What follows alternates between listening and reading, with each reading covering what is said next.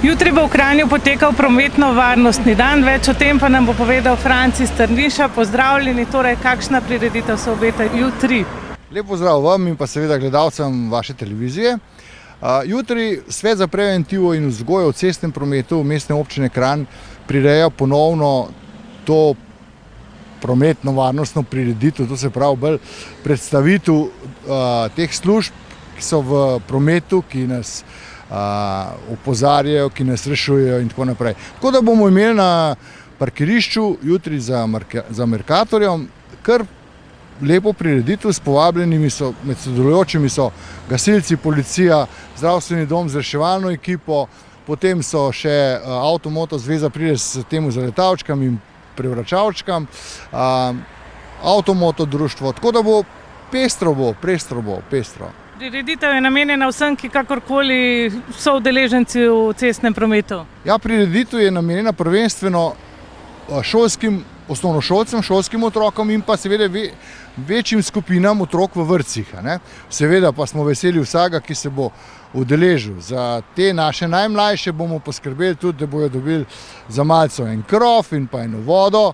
Ostali pa pač bojo imeli možnost tega pogledati, se pogovoriti z redarji, z policaji, z reševalci, z vsemi temi, ki bojo tam sodelovali. Ta prireditev je že večletna. Ta prireditev je bila v preteklosti kar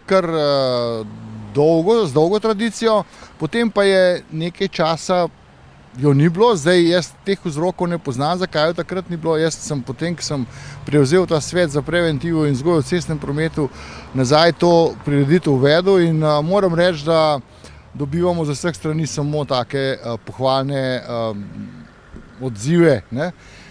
In mislim, da bo tudi letos tako, vreme nas bo služil zgleda. Upam, da bo uspelo, tako kot je že zdaj velikrat. Ja.